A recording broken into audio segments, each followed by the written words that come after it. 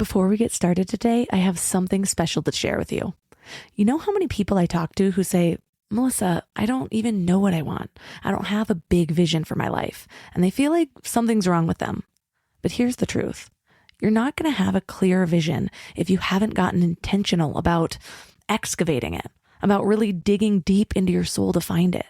But once you do, everything changes. And it's not about figuring out what the next 50 years of your life looks like right now. It's more about finding what you do know, leaning into that, and then letting the next step reveal itself. There's actually a process to this.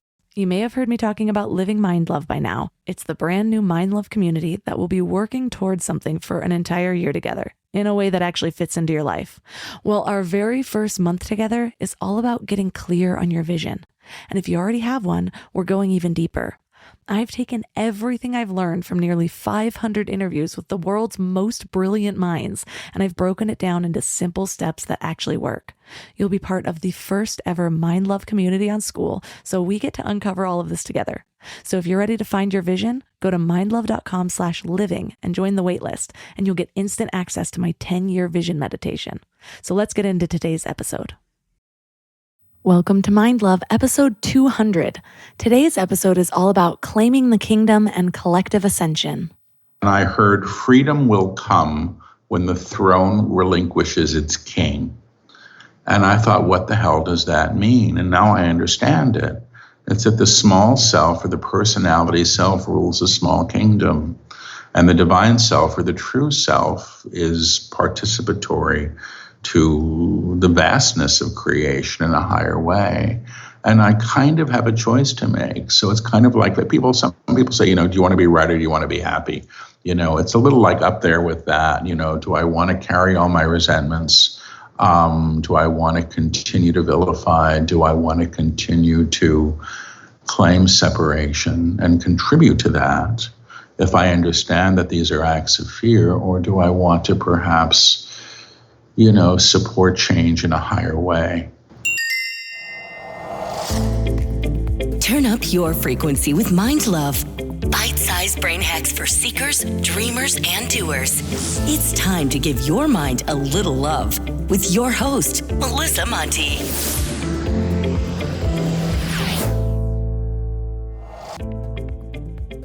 Hello, my love. If you have not yet subscribed, please hit that cute little button. Subscribing, sharing, and 5-star reviews on Apple Podcasts are a really great way to give back if you find this show helpful.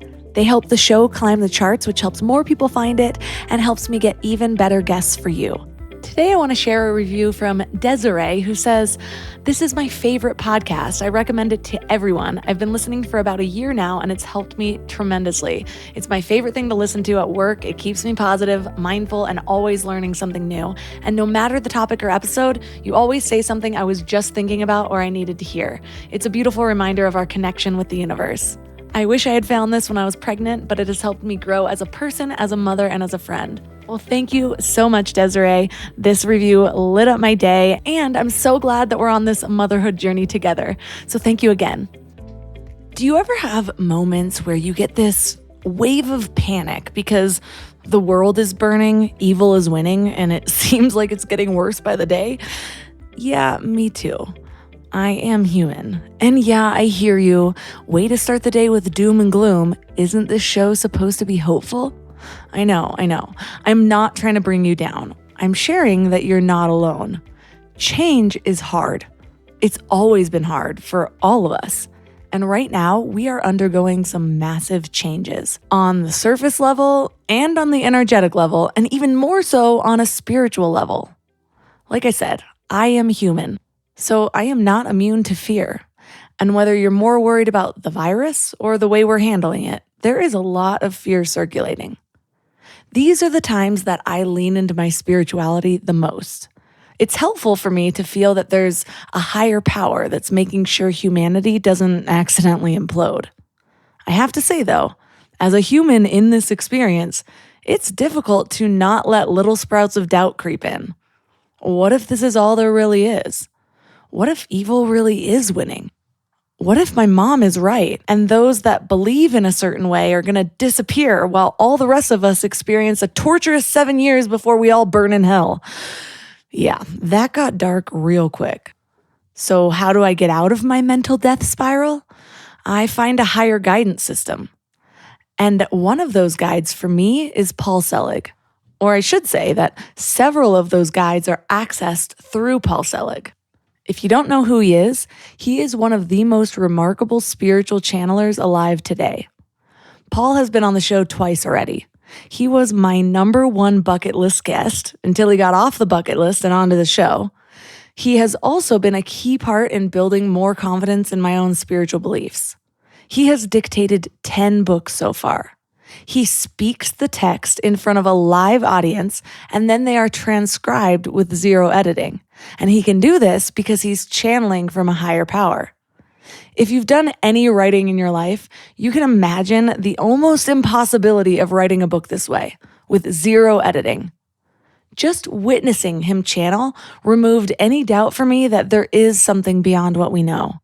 There's something greater that exists alongside us in a dimension that can be accessed if we align to it. Paul's guides have been warning about what we are currently experiencing since way back in 2009. Yeah, a lot of us thought it was metaphorical until it wasn't. But for me, it's helpful to feel like we're not alone, like this is a part of a bigger plan. Like maybe the world needs to crack open a little so we can heal and remember the power that we really have. In recent books, the guides were sharing that we were at a crossroads, that we have a choice to basically destroy ourselves or to choose the higher path. Not gonna lie, that made me a little bit nervous because I don't really like things that rely on the whole world to choose the same as me for me to get where I'm going. But in his newest transcriptions, the guides share that we've already chosen to ascend. We are claiming the kingdom. What does that mean? What does it look like? Well, apparently, the first steps look a little bit like the world is burning, but the next steps are up to us. We claim the kingdom by choosing to be in a new way. We can choose to see the divine in all that there is, in the pain that we see, in the people we disagree with, in the people who oppress us, and by doing so, we raise our vibration and lift those around us. The problem is we can't just visualize a new world because the potential for what this earth can be is greater than anything we've ever known. The guides say when you're lifting in vibration, what is actually happening is that the consciousness you hold is moving in levels beyond constructs of accrued evidence. So we've never seen anything like what is to come. So we can't even imagine it. It's beyond our experience so far. It's beyond the known. So the question is, how do we hold our frequency in a vibration that we've never seen or felt or accessed? Well, that's what we're talking about today. And 3 key things we will learn are how we created a world in separation if we are all of God, how to release the fear of what the collective chooses and stop damning your neighbor, and how to put trust in divine will with the knowledge that all true needs are met in perfect ways. But before we go deep, I want to invite you to wake up to the morning mind love. Every weekday morning, right to your inbox, you get a short note of inspiration that reminds you to raise your vibration for the day, like a love note from the universe.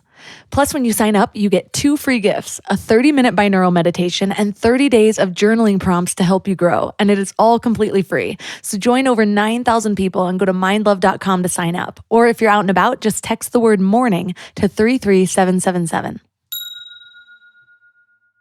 And now let's welcome Paul Selig back to the show. I'm good, thank you. So we spoke about a year ago, and I'm curious to know, what has been your experience this last year watching what's happening in the world while also having the experience that you do with the guides? Well, I mean, I've had an interesting year. I think we all have. You know, I was living in New York City, and I was sort of a diehard New Yorker, and I was working out of the country when New York City went on lockdown last March, and I found myself with no place to go and ended up on Maui, where I've since made a home. So I've had a very different life in the last year. And the guides have dictated now, almost 2 books. They're finishing up another one now, on this island. So I've had an interesting experience, but I've also had, I think, such a personal experience of change in this time that's been informed by what we're all going through, that I can't even speak to it. I mean, the guides talked about all this stuff, and they talked about the level of change that was about to come, and it came. And I remember at the time I said, it was in a podcast or in a live stream, and they were talking about this stuff, and I was like, oh boy, just don't let me be in New York when it happened. I don't want to be in New York again. I was there for 9/11. I was there for the AIDS epidemic. I just give me someplace. I said, let me be someplace pretty if the crap hits the fan in Manhattan. And I was fortunate. I've been someplace pretty. So, what has been your biggest shift or realization in this last year through working with the guides? I've been channeling all morning. I just finished a group. I'm a little off or just high from that. But my biggest realization I have to say, it's that it's real. It's so real. What they're teaching is so real.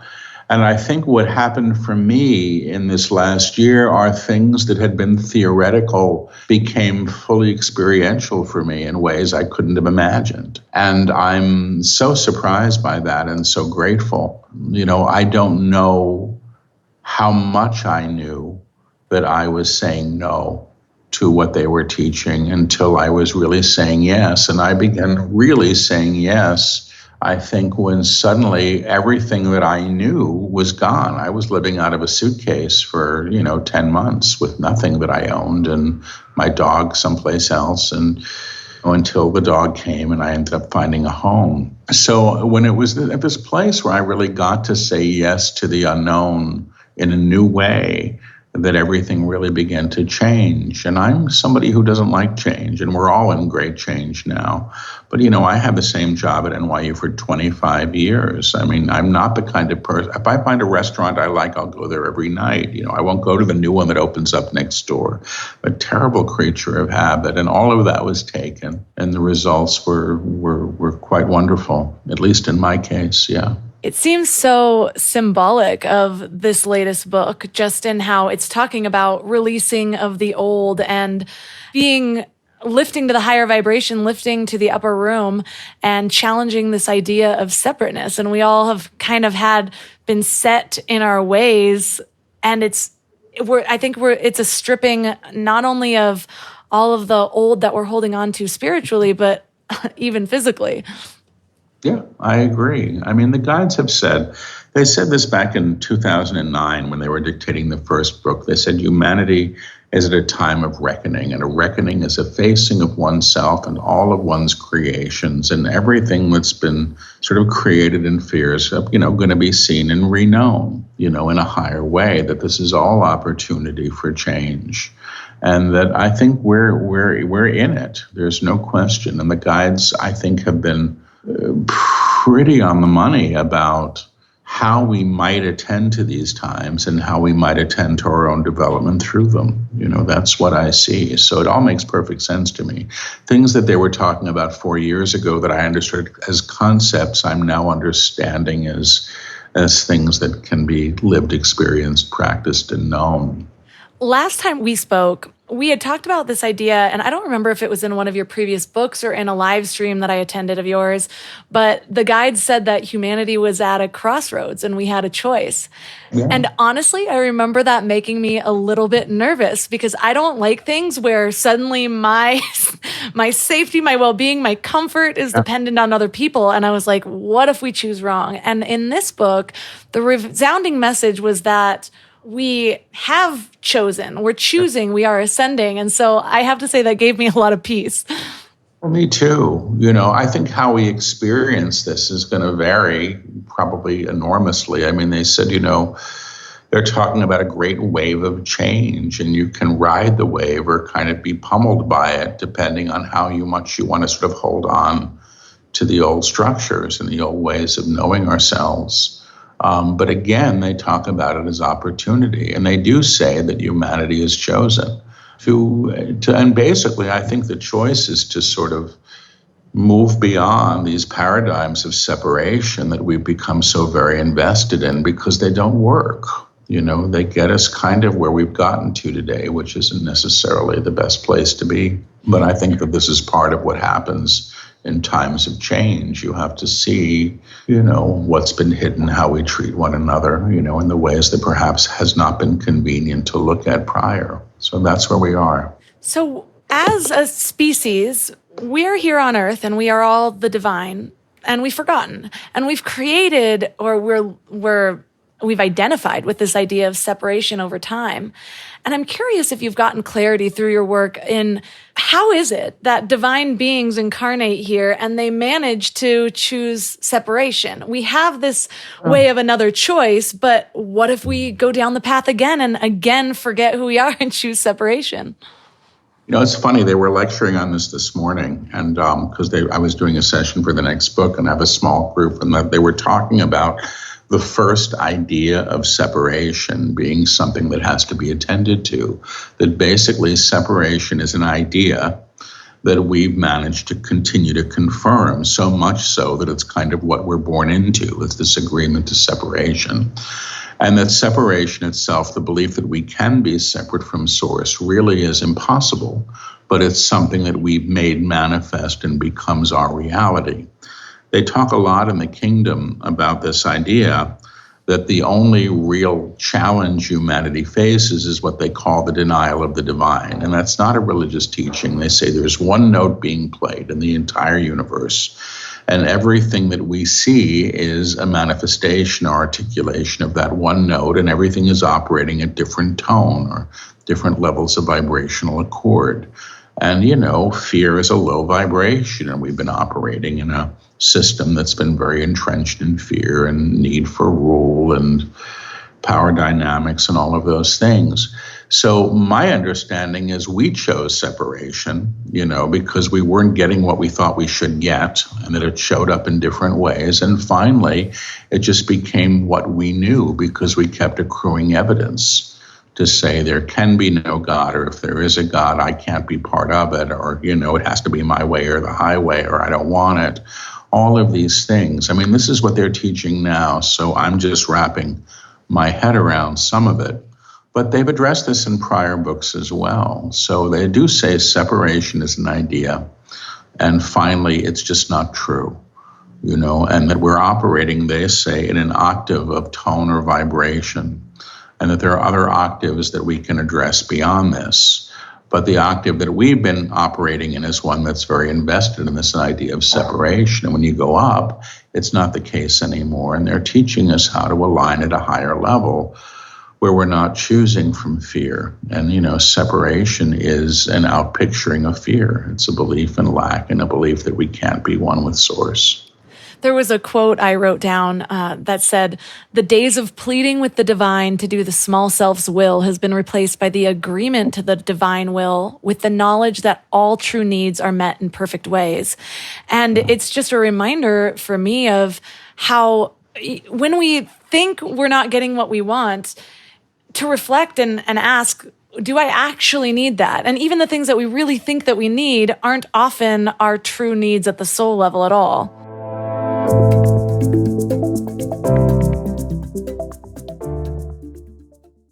Before we go deep today, I want to give you a little gift, and I want to give it to you every single day.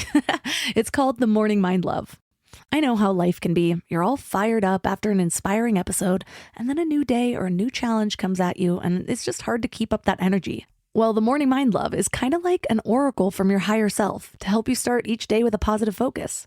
Plus, when you sign up, you get 2 free gifts, a 30-minute binaural meditation and 30 days of journaling prompts to help you remember who you truly are. And it's all completely free. So join over 9,000 people and go to mindlove.com to sign up, or text the word morning to 33777. Growing a business is a lot like personal growth. You need the right tools and the right support system. But finding those perfect team members, that can kind of feel like searching for a unicorn, which is why I'm excited about Indeed's approach. Instead of endless searching, they focus on matching. If you need to hire, you need Indeed. It's a matching and hiring platform with over 350 million global monthly visitors. And here's what makes it so special. Their technology actually learns what works for you. So the more you use it, the better it gets at finding people who align with your vision. Think of it as your hiring meditation app. It helps you cut through the noise and focus on what matters. You can schedule, screen, and message candidates all in one place. And it works. 93% of employers say Indeed delivers the highest quality matches compared to other job sites. And that's why more than 3.5 million businesses worldwide trust Indeed to help them hire great talent fast. And listeners of this show will get a $75 sponsored job credit to get your jobs more visibility at Indeed.com/mindlove. Just go to Indeed.com/mindlove right now and support the show by saying you heard about Indeed on this podcast. Indeed.com/mindlove. Terms and conditions apply. Need to hire? You need Indeed.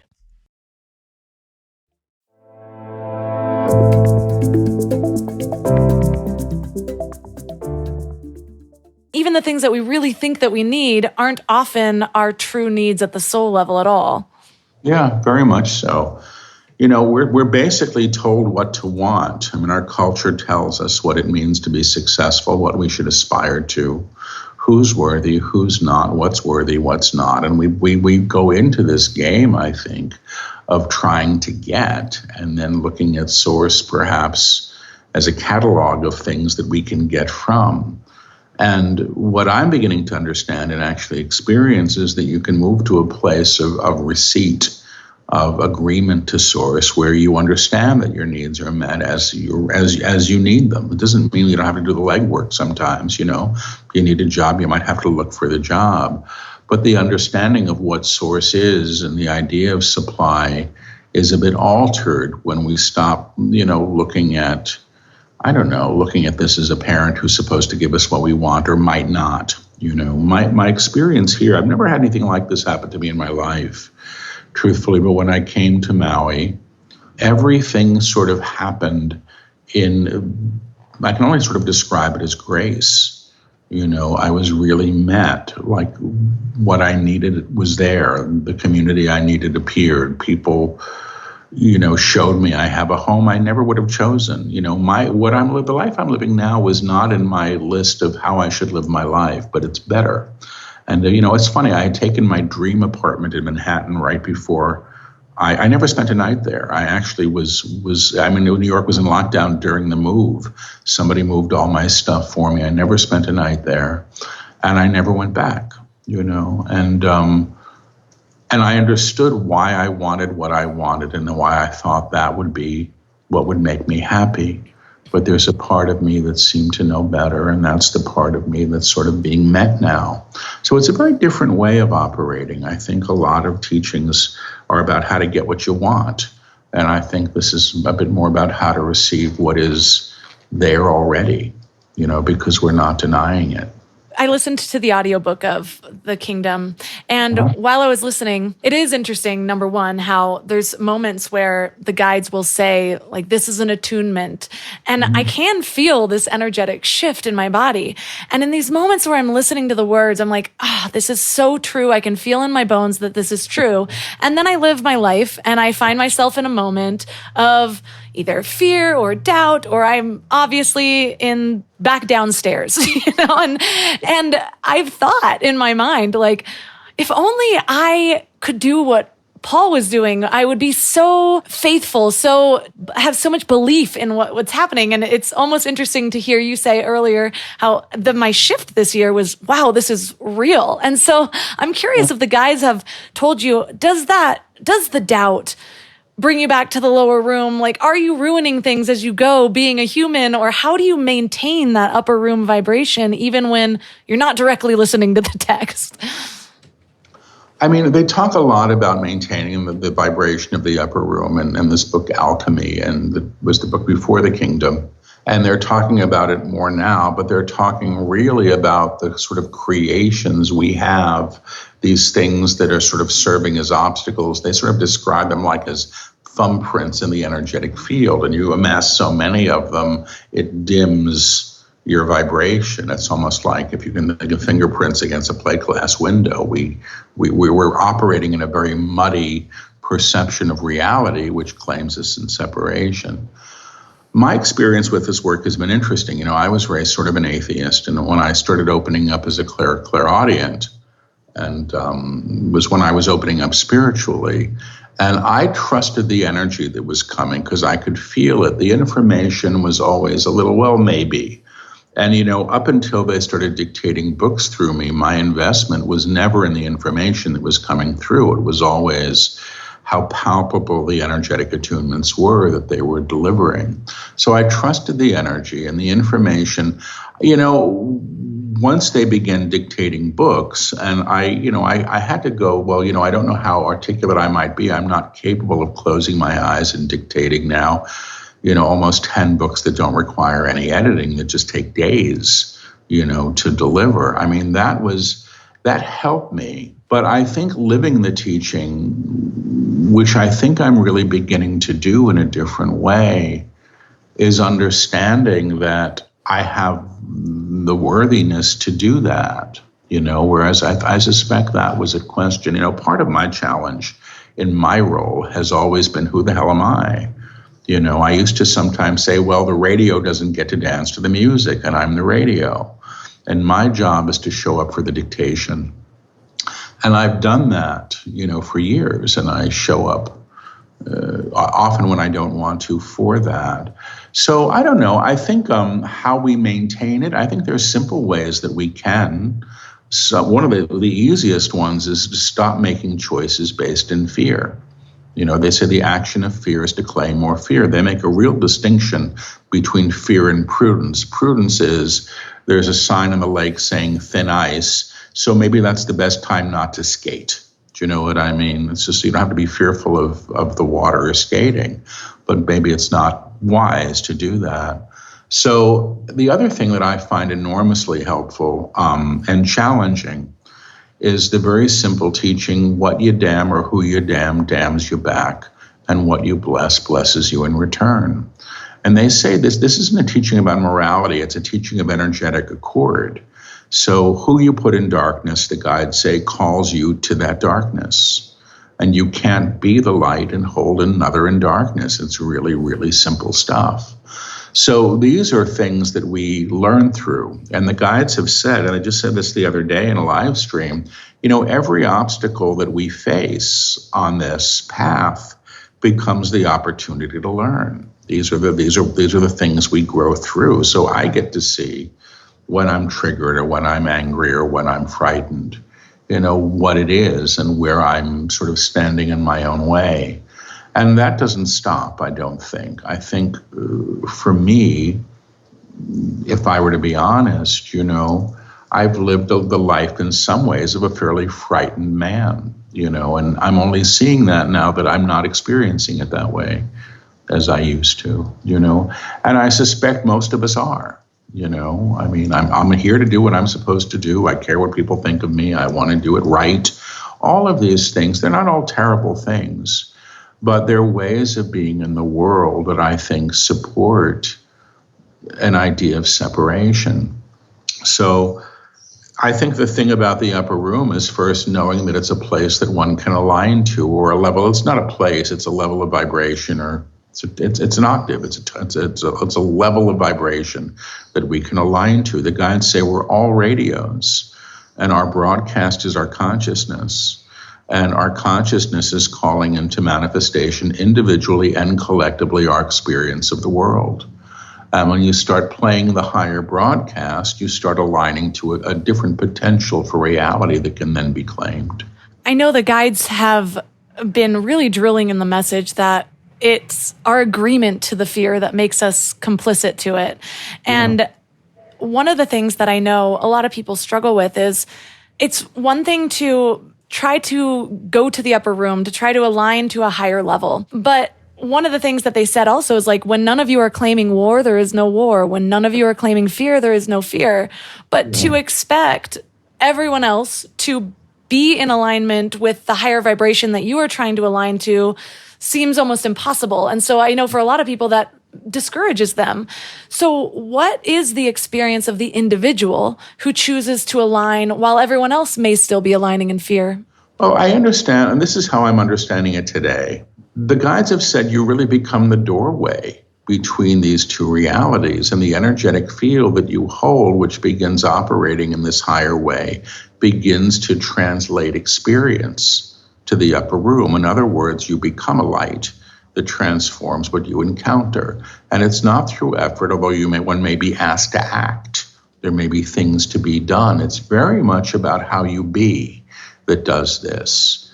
And, I'm not a very good New Ager. I never have been. I know it's just a little too fluffy for me at times. It was exciting when I was a kid, but this idea that we create our own reality has moved to this level of singularity, like I create everything. Well, I didn't create the war in the Middle East. However, it's in my consciousness, and how I hold that in consciousness, the guides would say, informs that situation. And the guides say, we've lived in a field for so long, or in a world for so long, where war has been an expectation, that we're going to continue to perpetuate that until we move to a level of alignment where war is not an option.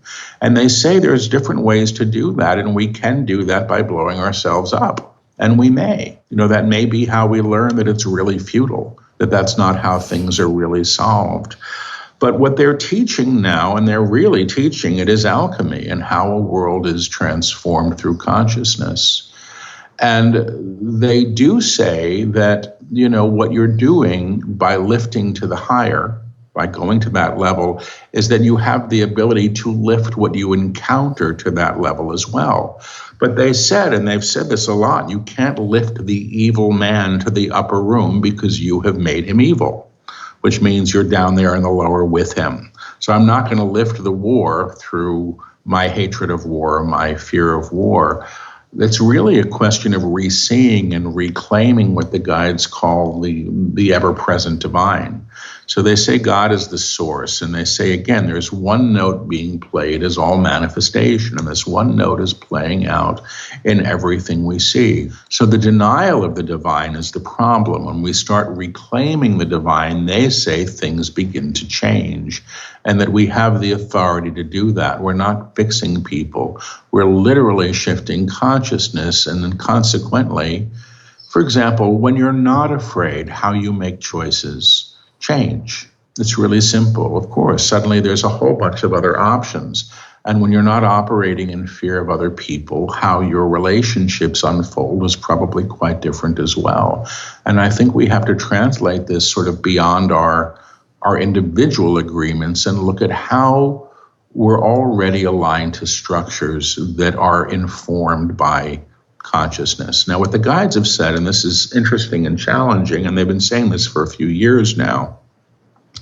They first started, it was in the Book of Truth, I think, which was dictated about 5 years ago, maybe. And they said, what's about to happen is that everything that's been buried is about to be exhumed. So they said, if you can imagine your backyard is now suddenly an archaeological site dig. Things that were buried 5 days ago and 5,000 years ago are coming up to be seen. And they're coming up to be seen because nothing is transformed until it's brought to the light. We tend to think we want to bring things to the light to make them wrong or vilify, but it really is about reclamation. Because again, what you damns you back, but what you bring to the light can be changed. So they said that period was happening, and they've been saying again that we're in a period of reclamation where the structures that we've all been in alignment to, whether they be governmental or religious or economic, all of these things that have become so invested in the need in fear or control are going to be reknown, which may have to do with a bit of a disassembling of the structures that we've known. And this is the kind of change that we're beginning to see now. But that, as they say again and again, this is opportunity. You can't continue to rebuild the house that's been riddled through with termites. There comes a time when it's time to build another house, and hopefully a house that isn't riddled through. So this is sort of what I understand about this as of today. Yeah, I believe one of the biggest things my soul came here to work on was judgment. And so there's a quote, the need to vilify your brother simply means you vilified yourself. And what you damned you back, I probably say once a week to my husband or whatever. And that's a difficult one because especially when things are starting to affect you as an individual and you see, or you think you see clearly, people that are doing this, maybe even on purpose for their own gain, it's really hard not to look at that person as an evil person. And I remember in my email newsletter after our last interview, I wrote a little inspirational thing, something about how everything is of the divine and stop trying to claim people outside of that. And people got fired up about that. Like there are evil people. How are you supposed to see terrible things as of God?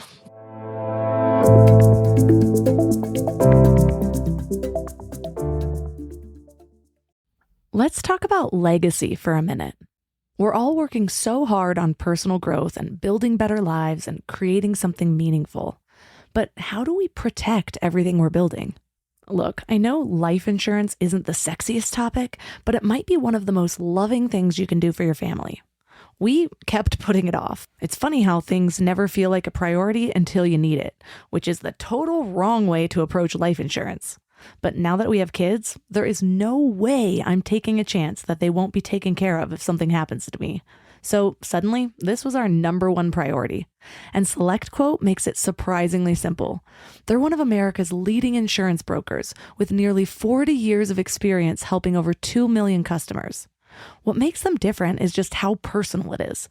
Their licensed agents take the time to understand your specific situation so that they can find you the right coverage. We're talking 15 minutes to get exactly what you need. And I love that they actually reward you for all the self-work you're doing. So if you're in good health, you could get same-day coverage for up to $5 million. No medical exam needed. And it's way more affordable than you might think. Coverage up to $1 million could cost as little as $20 per month. So get the right life insurance for you for less at selectquote.com/mindlove. Go to selectquote.com/mindlove today to get started. That's selectquote.com/mindlove. I don't know why it took me so long to invest in good bedding. I resisted it for years, but something flipped in me about 3 years ago. And now I'm basically a pillow connoisseur. I've tried them all, and I get weirdly excited about good bedding. Because here's the thing, we spend a third of our lives in bed, and the quality of that time affects literally everything else, which is why I'm so excited to tell you about my latest obsession, Lagoon Sleep Pillows.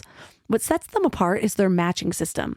You take a quick 2-minute quiz about your sleep style and your preferences, and then they match you with your perfect pillow. I was matched with their Otter pillow, and I am so impressed. Lately, I've just needed more support, and this seems to cradle me in all the right places. I'm also low-key obsessed with their travel pillow, which I use for way more than just travel. I actually hug it, use it as leg support, and of course, take it on trips with me. Well, the secret is in their adjustable fill. You can add or remove it to get that perfect alignment for your spine. A study even found that the right supportive pillow can improve sleep quality by 63%. And Lagoon lets you try their matched pillow for 100 nights risk-free. Free returns, no questions asked. Falling asleep has never been easier. I toss and turn less and just wake up feeling refreshed every morning. Go to lagoonsleep.com and take their awesome 2-minute sleep quiz to find your match. Use the code MIND for 15% off your first purchase.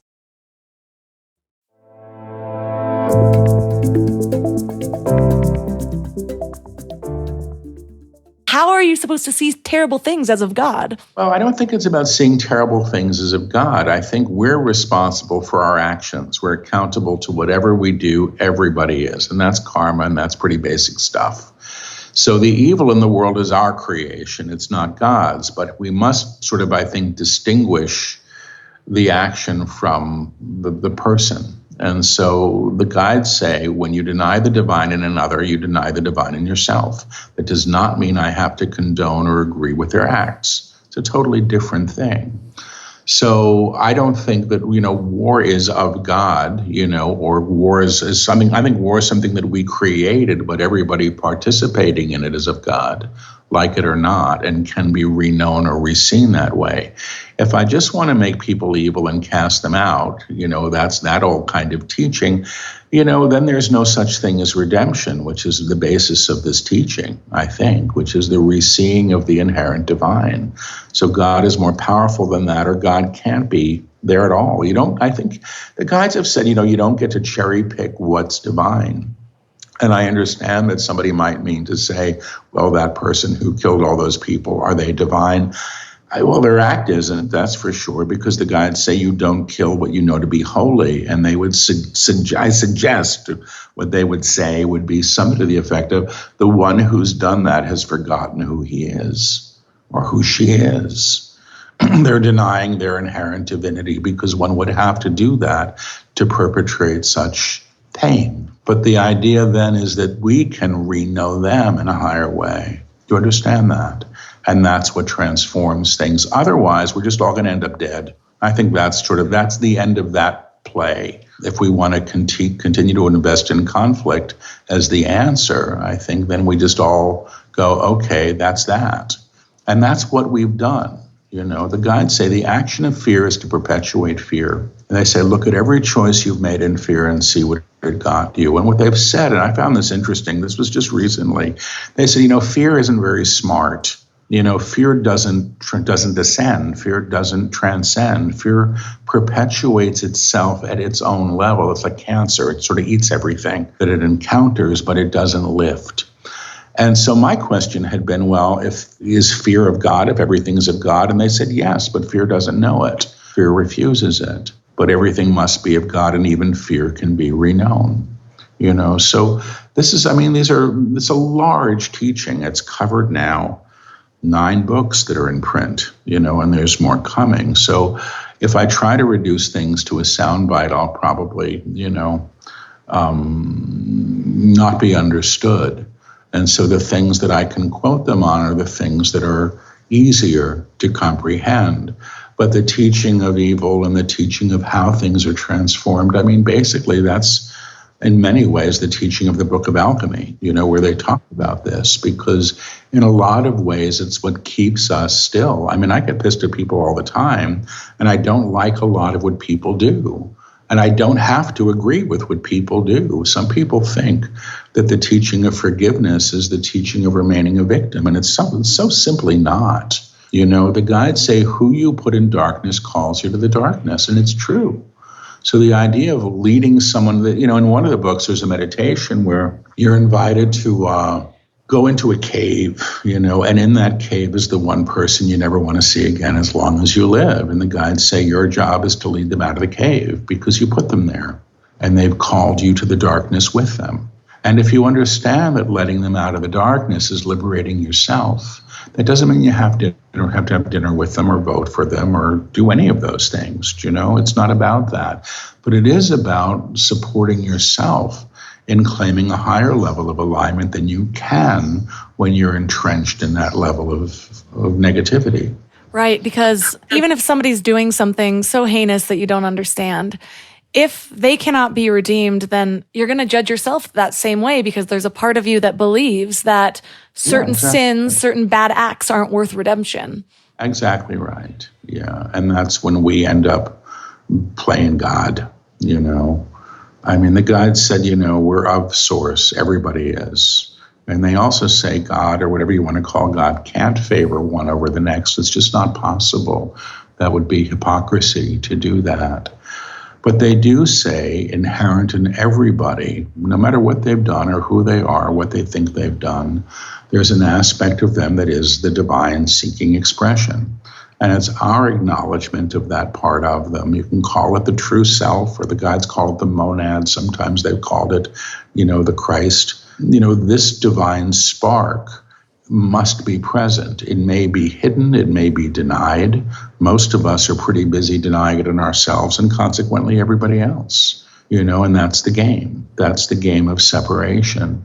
So to remember this it's rarely convenient. None of what the guides teach is convenient, and none of it is going to support me in my own self-righteousness. Those people should burn. That man should be punished terribly. It's funny, I did a reading online. It was a public reading in a live stream the other day, and there was a woman who I think she had lost someone to, it was a vehicular murder. Somebody intentionally was running people down and was questioning whether in their process of forgiveness they should request a lighter sentence for the perpetrator of the act. And the guide said that's really not necessary. You can if you wish, but he's accountable to what his actions are. You're accountable to how you hold him and how you see him. You understand? That's the way to help.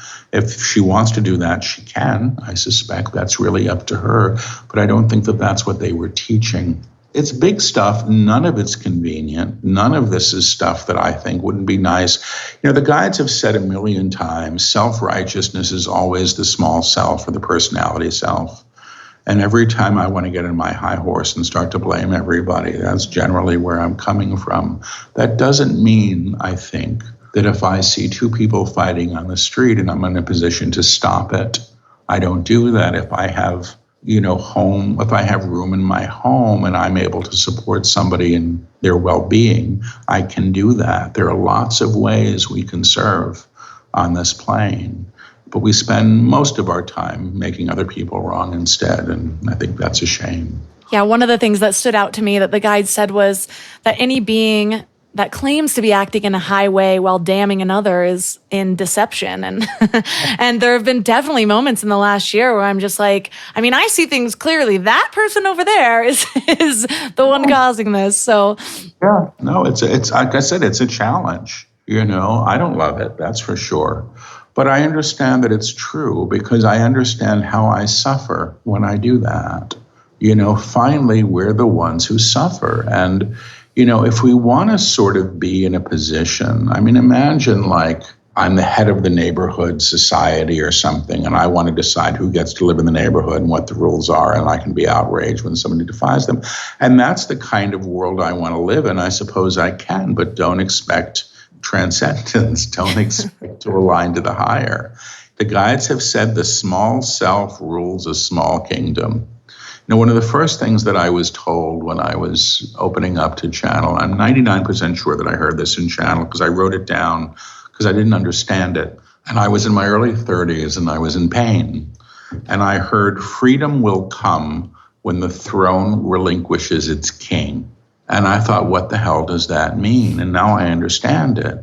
It's that the small self or the personality self rules a small kingdom, and the divine self or the true self is participatory to the vastness of creation in a higher way. And I kind of have a choice to make. So it's kind of like that some people say, do you want to be right or do you want to be happy? It's a little like up there with that. Do I want to carry all my resentments? Do I want to continue to vilify? Do I want to continue to claim separation and contribute to that if I understand that these are acts of fear? Or do I want to perhaps, support change in a higher way? Yeah, one of the things that I was having realizations with while going through this latest text was how so much of my earlier spiritual journey is about this idea of like, claiming the new world in a way of manifesting, holding a vision for it.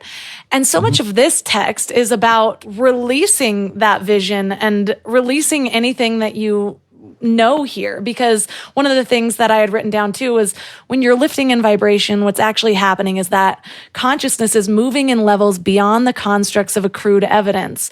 And the guides even discuss the idea of when you name something, it lowers it in vibration to a density of what we know. And so what I've been working with, and I'm still finding clarity on it every day, is the idea of like, how can I hold this idea of the divine while also releasing my ideas that I previously held of what the divine may be, if that makes sense.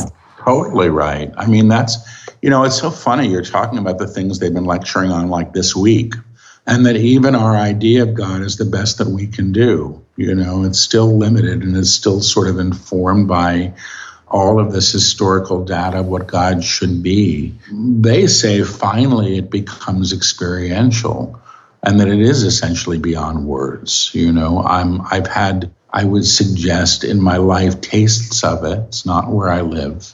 They're teaching about bringing us to a place of union now. The guides are teachers. They're much smarter than I am. The best that I can do is try to explain my understanding of what they say, but I'm not the teacher here. I'm the schmo who sits up in the chair and takes the dictation and hopes it starts making sense in his life, which thankfully it has. Well, when they're saying God is, God is, God is, which is the big claim of the kingdom, you're speaking to the one note play, that everything that you see is actually made up of the same stuff, beyond the names that has been given, beyond the morality attached to it. And then that's when you begin to have another experience of reality. But you can't, it's not, other than that, I think what you're doing is you're moving the chair to the other side of the room and saying, I'm in a different room. I think the different room is a different perspective and a different level of awareness of where you are that perhaps does not apply to the old system, to the old way of being in the ways that are comfortable for us. This isn't a self-help teaching, it's a mystical teaching. That's my understanding at this point. I think if it was a self-help teaching, it would be, to the 10 steps to Ascension or something like that. It's just not that.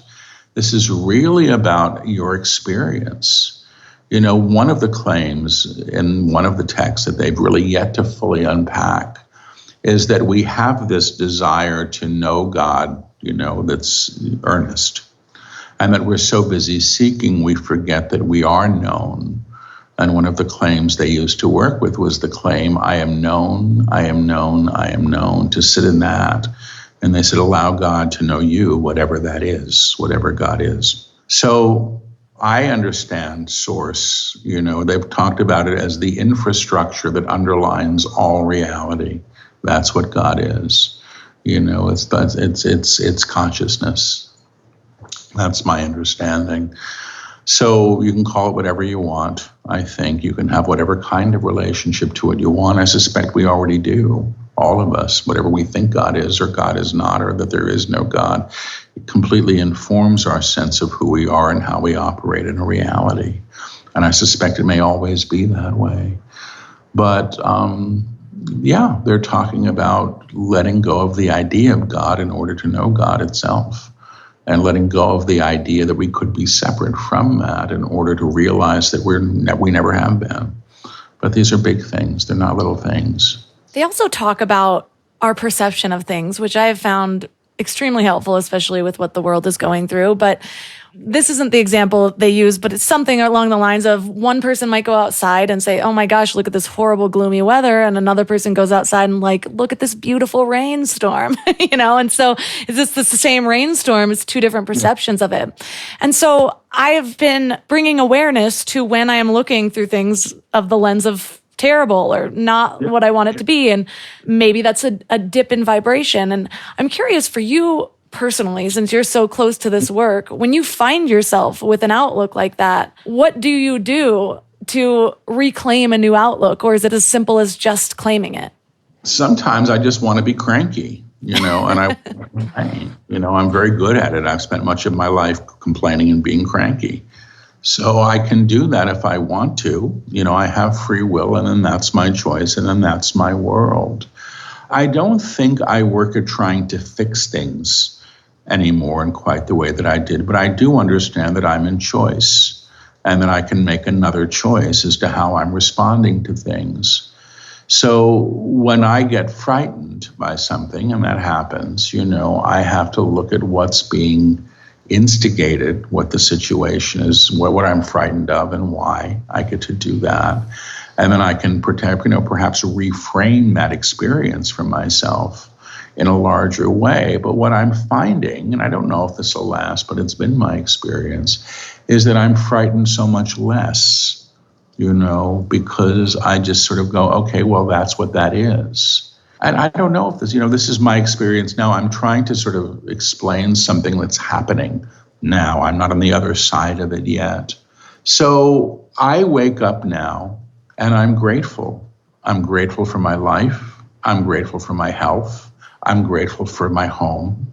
I'm grateful for my friends. I'm grateful for the opportunities that are before me. I'm grateful that I can work.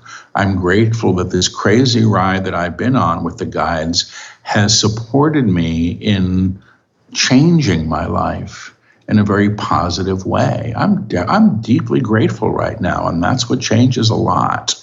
And if I want to be cranky, which I'll do probably for a period of time every day, I get bored with it. It's not as interesting and it's not as fun. And, every time, and things stop working. When I find myself speaking ill of somebody, I get really uncomfortable now. I just don't want to do it. It hurts. I can feel it bringing me down, and I can hear how it's landing. And I go, this isn't how I want to be in the world anymore. This doesn't help me. It doesn't help anybody. It doesn't help the person I'm talking about. And I also believe that, what you do comes back. So I prefer, it's not that I'm frightened of a rebound. I just don't want it. So that's the big difference. I don't have the interest as I used to in sort of indulging my misery. But I was a pro at it. You need to understand that. I was really good at it. If I had been a happy camper when I was younger, I don't know that I would have ended up on this journey at all. I got onto this journey when I was 25. I was a list of everything that I thought I had to have achieved in the world. And I was a year out of Yale. I was right. It was, the career that I wanted was happening. I was in magazines. It was exciting for me at the time. But everything was a mess. And there was no way around it. And that's when I began to pray for the first time in my life. And I didn't believe in it, but I believed enough to do it. And I got an answer, and my life changed. And that's what happened. And everybody was stunned. I was stunned. I mean, I had platinum blonde hair. I was, like Billy Idol. I was this, rock and roll kid. So the journey that I've been on hasn't been graceful. It's been bumpy as can be. Some of it's just sucked. And I'm grateful for all of it right now because of where it seems to have taken me. And again, all I have is today. All any of us has is today to have this experience of being. But, this is a teaching of being first and foremost. It's not a teaching of getting stuff. It's not a teaching of becoming the wise woman or the wise man. It's not the teaching of being more holy than somebody else. It's a teaching of being and being at a level of awareness, hopefully where we can be of help, through our presence and through what we're called to act upon. I met you 4 years ago at one of your workshops, and you did a mini reading on me. And one of the things it was exactly like I was. You did this kind of scale thing, and you're like, you're just so focused on doing. You need to be more in the being. And I will admit, at the time, I was like, what does that mean? And now it's through the teachings that I'm realizing how every moment there's a choice, and that is what creates the being. And I want to do it in this way of like planning for the future, which is not in the here and the now. And in one way, the guides say like, what you are fearful of incurring exists in one way as a potential. And as you continue to affirm it, you concretize it. You give it authority and it becomes an agreement for you. I will know myself in fear. And so what I've been trying to do is the opposite and not worry about how I'm going to be tomorrow, but just in this moment, I will know myself in love. I will know myself in truth and try to see through those eyes. And it's becoming the default in the way that you're explaining it. Whereas like now you're waking up and it's not like you're striving to be, you're just choosing to be one moment at a time. Yeah, you nailed it. I mean, that's it. I mean, there's things I would change. I want to lose weight. I want to get partnered. I want everybody to be healthy and stop worrying and stop, having to contend with all this crap that we're dealing with now. However, I have the day. And what you said about it sort of becoming the new default, I think, is how we just align in a higher way. It stops being comfortable to do the old thing. It stops being necessary. In terms of planning, I used to say, well, we got to plan for some things. And they said, yeah, if you live in the forest, it helps to have firewood in the winter. You're responsible for that. If I don't go to the supermarket, there's going to be no food in the house. I got to show up and I got to plan for the week. It's not about, I think, not being practical. I think it's perhaps about not staking our sense of well-being on a future that's not present, that we really can't know. Best I can say it today. Well, thank you so much for everything that you've brought to this. You've been absolutely a life-changing role in my life with the guides. And so for listeners of this show who aren't as familiar with you, where's the best place for them to connect with you online? Just my website, which is Paul Selig, PaulSelig.com. I'm on Instagram. There's places to find me, but all the information about the books and the workshops and the online events are all listed on the website.